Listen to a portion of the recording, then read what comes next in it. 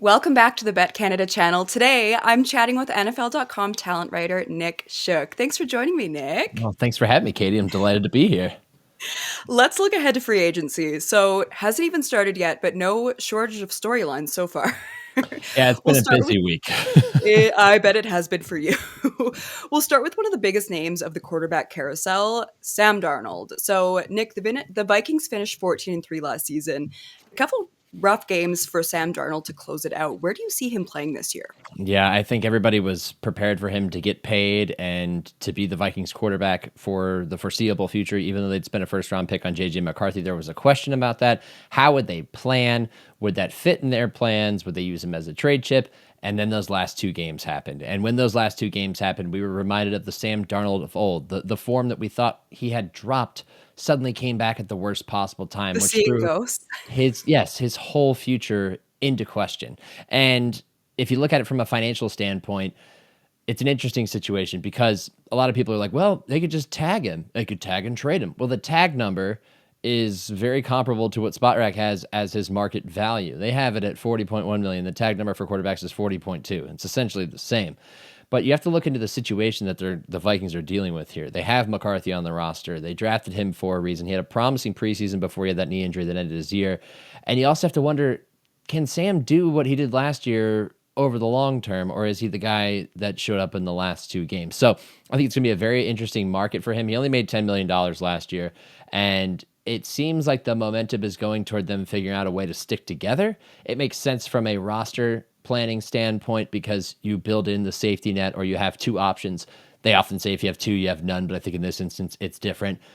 But I also think that he could attract a fairly strong offer on the open market. Now that we're getting quarterbacks making $60 million a year, $40 million is not really that much. So I think it would be a little expensive for my taste, but I'm not a Hmm. GM for a reason. So we'll see. I think there's a lot of options. But if I had to guess, he finds a way to stay in Minnesota. Okay. Next guy I want to ask you about, Justin Fields. Is he back in Pittsburgh? Oh, What's his situation? this is complicated. The Take Art Rooney the your time, Nick. second, yeah, Art Rooney the second came out and said, God, this is probably a month ago, that they probably were only going to be able to retain one of the two that they had last year. And if you think about a win now standpoint, it leans toward Russell Wilson because that's who they finished the season with. But we also saw who Russell can be. I think he maximized his potential with the Steelers in that shootout win over the Bengals. And then they struggled mightily down the stretch. They lost, I think it was their last 5 or 6 games. He didn't look confident, comfortable, or anything like the Russell that we knew of old. He looked more like Denver Russell Wilson. So some folks are leaning toward keep Justin Fields. He's younger. You can plan that way. But the offense looked much more limited with him out there. Having said that, he is, I think, in the top 20 of Greg Rosenthal's top 101 free agents, which you can find on NFL.com, and for good reason. The potential is still there. He's still young. He also is a weapon as a runner. He finished fourth. He's fourth among quarterbacks with rushing yards, 2,509. He's got 19 rushing touchdowns since 2021. That's third among quarterbacks. So he's clearly a weapon, and a lot of quarterbacks don't bring that to the table. He also put together some of the best numbers of his career with the Steelers. So you think, well, maybe that was just the start. It's just a matter of if they have to choose between the two, are they choosing lower ceiling now in terms of winning games when there's pressure on Mike Tomlin to do more than make the playoffs, but actually win a playoff game?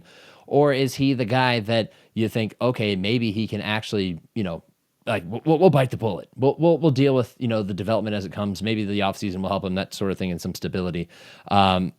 I think that other teams will be interested in him. I keep thinking about pairings, and I paired him with the Raiders a while ago because it just felt like a Raider-like move. And after they swung and missed on Matt Stafford, have a feeling that they're going to be in the market for a quarterback, obviously, not just in the draft. And Fields makes a lot of sense there. So I think he's going to attract a lot of attention. He's also going to attract a lot of naysayers because he's had some rough times in his NFL career, which is understandable. It just feels like the Steelers are forever destined to go 9-8. 10 and um, 7, wild card, lose in the first round. That's been their story. okay, one last quick one. Aaron Rodgers. Oh What, God. but great answer. We were all thinking it. He's got 1 year, right? I people looked at me kind of with a side eye when I did because I did like notable free agent pairings. Actually, I think it was Rodgers was going to be cut, and it was right before the Super Bowl. It was like an hour before the game, and I'm writing it up, and they're like, "Hey, turn this into a landing spots," and I just start running through teams in my head, and I'm like, the Giants sound pretty good. Like they have Tommy DeVito on the roster who's coming back on a 1-year deal. That's it. They need a bridge. Why not Aaron Rodgers? Why don't you just take your stuff from this side of MetLife Stadium and move it over to this side of MetLife Stadium? And you trade green and white for blue and white and some red. Why not? Stay in New York. Be the bridge. He wasn't that bad last year. He was a lot better than I think people realized, especially down the back stretch of the season. It's just that at that point, the Jets were already cooked, so nobody paid attention. I think he can come in and be serviceable for a year. He'd be better than anybody they played last year. So that's already an upgrade. And if you're looking for a bridge quarterback with 1 year left, because that's really all we're going to get from him, I think, at this point, it makes a lot of sense. I send him to the Giants. It makes the most sense just on paper. And beyond that, I don't see a lot of teams really looking at him unless you think maybe like a Raiders in a bridge again. I could see a case for Raiders. He's already used to the New York media. He just feels like a good fit. Stay in New York. Do your thing He there. is so weird. He's impervious to the New York media. That is such a good point. It's coated in Teflon. It feels like Matt Stafford kicking it off kind of left a lot of teams spinning their wheels a little bit. Like, oh, Yeah. well, we were kind of hoping to go for Matt Stafford in this situation.